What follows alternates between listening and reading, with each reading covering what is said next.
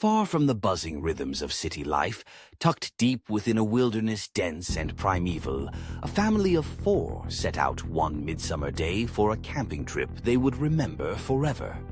The forest, ancient and towering, seemed to breathe and watch with its swaying canopy and whispering green. As night approached, the air turned cool, the sky blushed a violet red, and the family, parents, their teenage son and younger daughter, clustered around a campfire as shadows danced and flickered in the golden glow. Before we continue the story, by subscribing and sharing your own stories in the comments, you become part of a growing community fascinated by the unknown. Have you ever felt an inexplicable chill while walking through the woods, or sensed a presence you couldn't explain? Your experiences add depth to these legends and help others feel less alone in their curiosity or fear. Join the conversation and let your voice be heard as we delve together into the mysteries that surround us. Back to the video. What began as a routine escape into nature quickly shifted with the silent approach of dusk. The forest, always alive with bird song and insect chatter, grew strangely silent.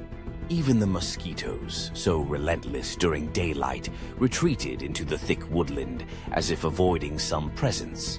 The children laughed at the ghost stories told by their father, but their mirth was tinged with the uneasy thrill that comes when fantasy brushes against the edge of the possible.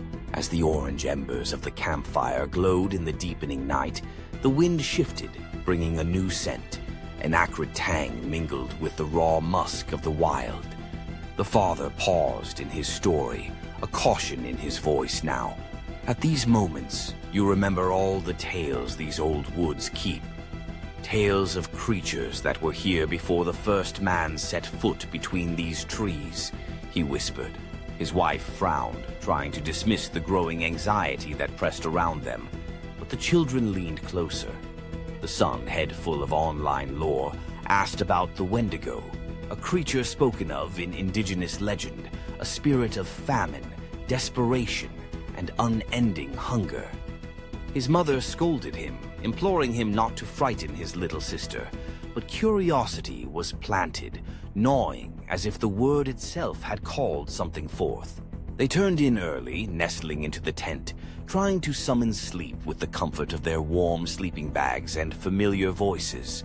Yet, unease crept in with every rustle in the dark, every crack of a twig outside the tent's thin walls. Hours blurred as the forest changed, the night deepening into a darkness that felt almost alive. Then it began. First, a chilling howl, not wolf nor coyote, but something that carried a wail of unimaginable longing, echoed through the trees. It rose and fell, so forlorn and so distant, yet so near in its intensity, that the family awoke with their hearts in their throats.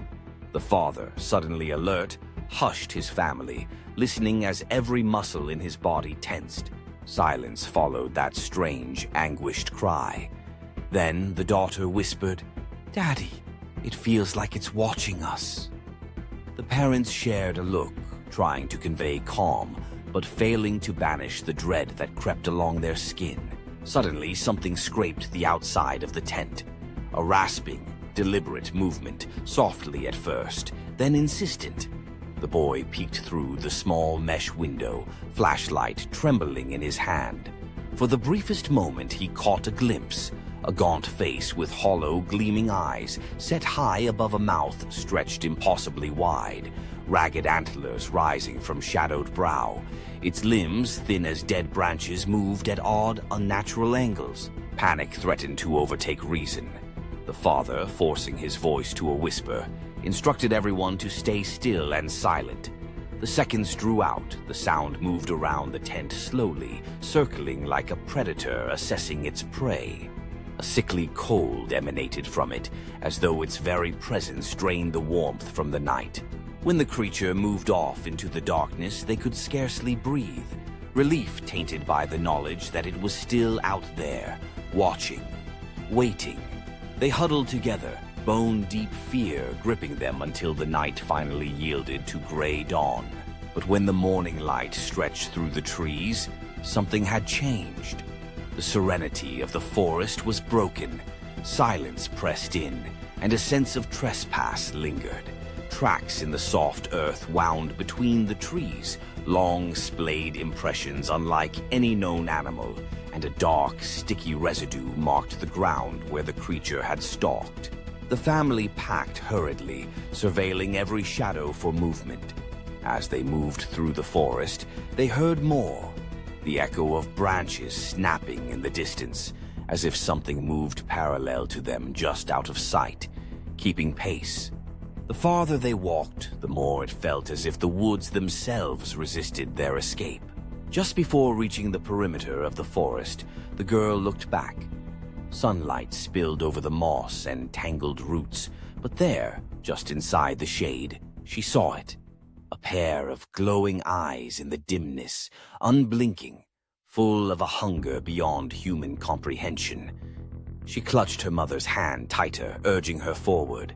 Back home, their friends scoffed at their tale. It was a bear, or maybe your imagination, some said.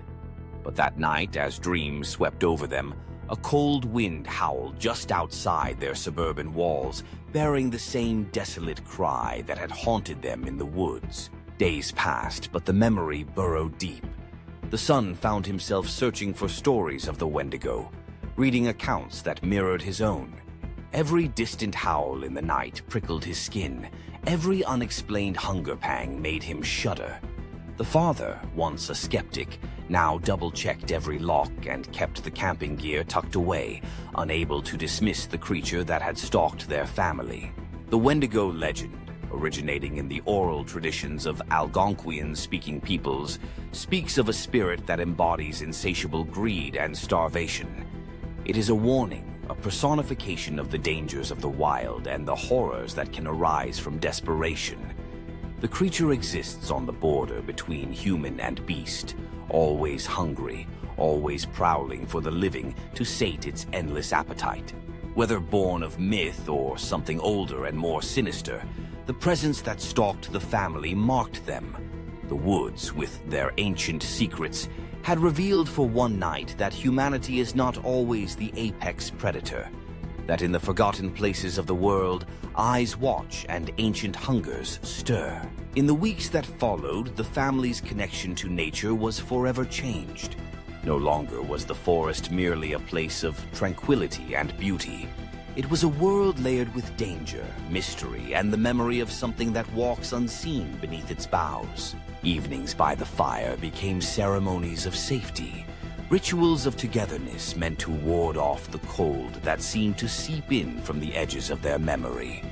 The youngest, once fearless, now checked the windows each night, counting the shadows before closing her eyes. The mother found herself waking from dreams of gnawing cold and endless trees. Sometimes, when the wind rose and the night deepened, the memory returned. A phantom scrape, the tang of wood smoke mingled with something fouler, and a warning that the line between legend and reality is perhaps thinner than we care to admit. In the heart of the wild, something still waits, something ancient and ravenous, drawn by the scent of fear and the taste of hope. The family survived that night, but the story of the Wendigo, unseen, unforgotten, remains, haunting not only the forest but the mind, wherever shadows fall and the cold wind howls.